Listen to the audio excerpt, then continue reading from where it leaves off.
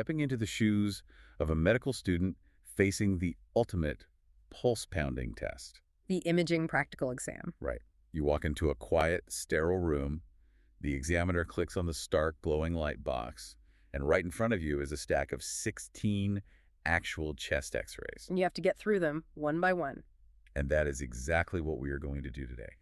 We are going to demonstrate these 16 films exactly in sequence, one after another. Just like the examining the practical exam. No skipping, no merging. Right. And we should mention right off the bat that this is just the first part of our imaging video series. Yes, for this deep dive, we are focusing entirely on X-rays, those classic black and white shadows. In the second part, we'll discuss CT scans. But to survive today's gauntlet, we are going to use a rigid, systematic approach. The ABCDE framework. It is what every single physician relies on when reading these films. Okay, let's unpack this.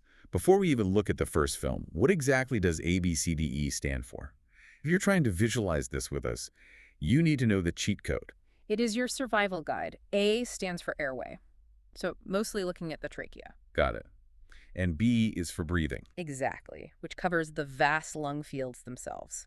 C is the cardiac shadow, evaluating the size and borders of the heart. D is for diaphragm, the muscle separating the chest from the abdomen. Yep. And E is for everything else, which means scanning the bones of the thoracic cage, the soft tissues, and any hidden corners. So if you follow that checklist every time, you won't miss the subtle clues. That's the idea. Whether you are literally prepping for a medical board right now, or you're just deeply fascinated by how doctors decode the hidden structures inside the human body. This is your front row seat. We're not just going to tell you the diagnosis, we are going to show you how to see it. So let's pull up the first image in the stack.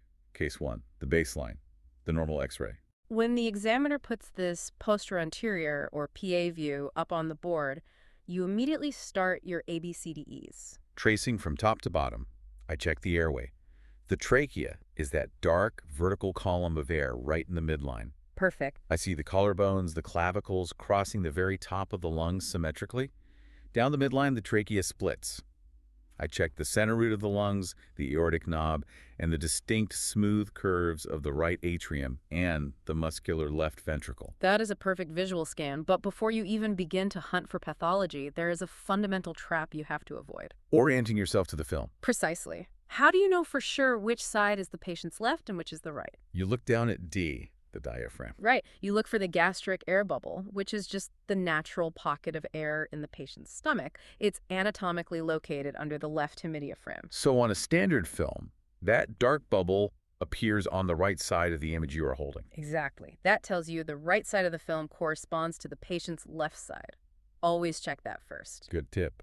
Now, keeping this normal baseline in mind, here's the classic Viva question the examiner will inevitably ask you on this very first film. What is the significance of the costophrenic angle? Right, and as the student's sweating under the examiner's gaze, you'd take a breath and confidently answer. Go for it. The costophrenic angle is that sharp, pointed little recess at the very bottom corners where the diaphragm meets the ribs laterally. Yep. It's the lowest, most dependent part of the pleural cavity. Because of gravity, it is the very first place where free fluid accumulates, blunting that normally sharp angle. You nailed it. And for anyone listening, burn the image of that sharp, clean angle into your mind, because we are about to see how quickly it can disappear. Which brings us directly to the next film, Case 2. We run our ABCDE check. A, the airway is perfectly central. But B, breathing. The lung fields are a completely different story. Looking at the left side of the chest, there is this massive dark void. It's marked hyperlucency. It's entirely too black. Right. There are absolutely zero of those wispy white vascular markings you normally see.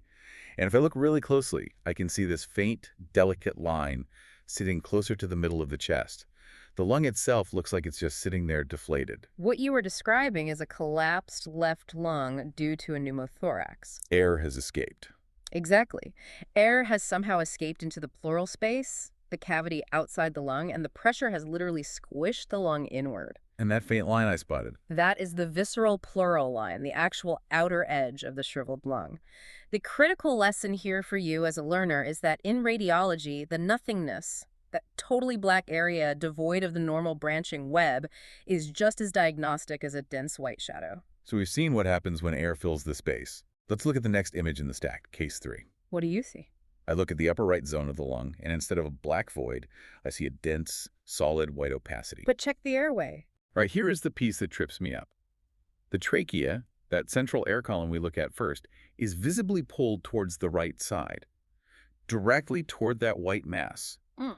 Wait, wouldn't mass push things away from it? What's fascinating here is the mechanics of that movement, and that is exactly the trap students fall into. So it's not pushing. No, it is not a solid tumor pushing outward. It's a vacuum. A vacuum. The tracheal deviation towards the opacity indicates severe volume loss.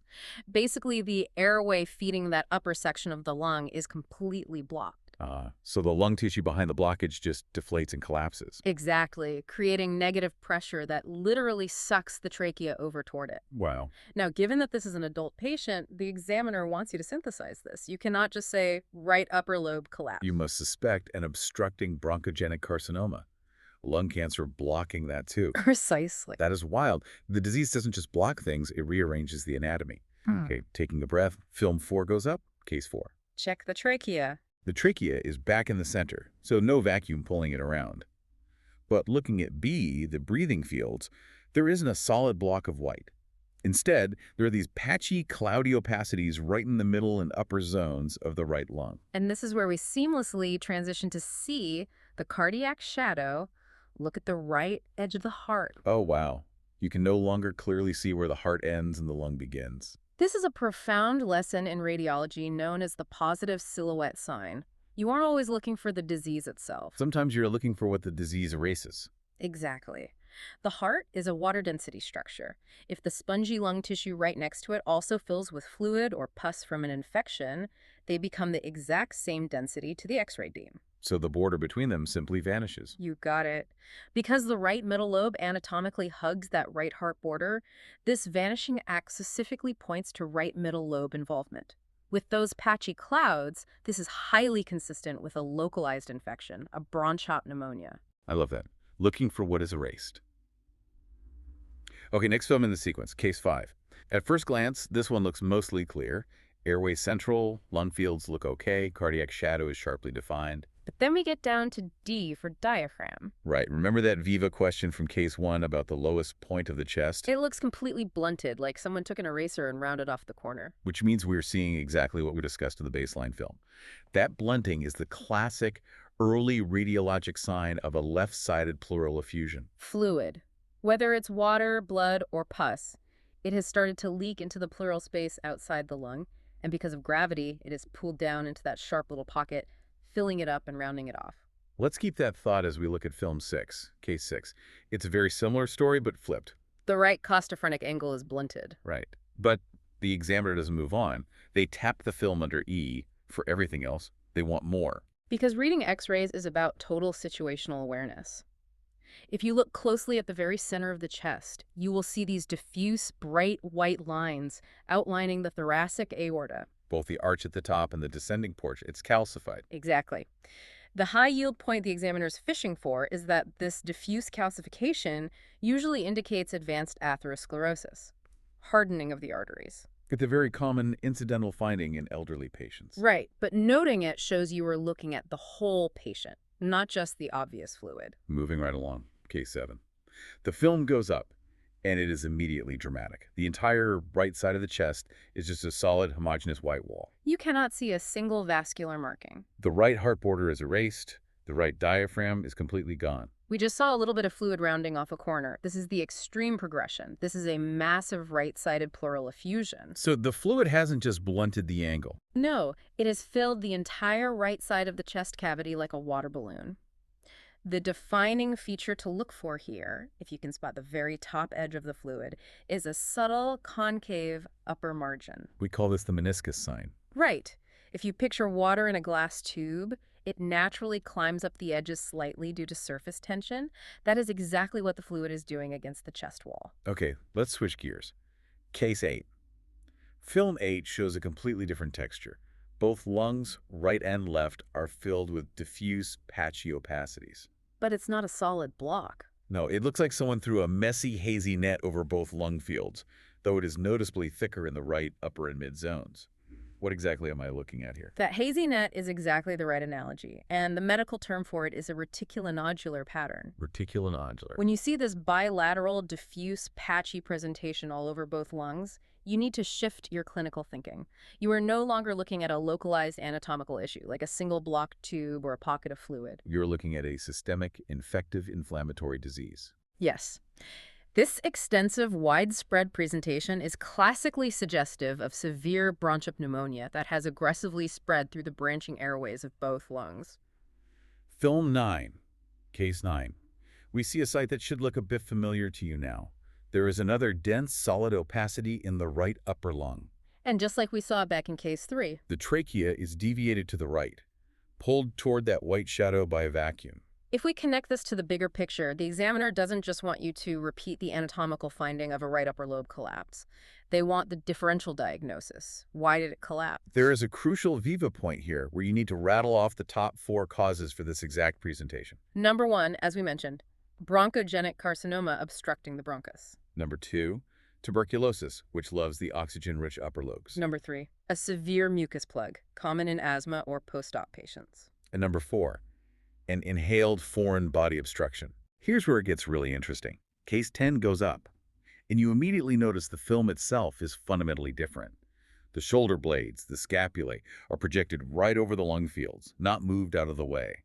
This is an AP or anteposterior view. Why? Because this is a trauma patient? They're likely lying flat on their back on a spine board, fighting for their life, entirely unable to stand up and hug the machine for a proper PA film. Exactly. Looking at the image, the entire left side of the chest is completely opaque, obscuring the heart. But scanning E for everything else, you see multiple jagged fractures along the left ribs. Context is everything in imaging. In the setting of severe trauma and fractured ribs, that opaque left chest isn't just a simple fluid effusion. It's a left-sided hemothorax, which means blood is rapidly filling the pleural space. The crucial learning points for the trauma station are knowing the cascading complications of rib fractures. The jagged bone edges can cause a hemothorax. They can puncture the lung to cause a pneumothorax. They can cause a combination of both called a hemopneumothorax.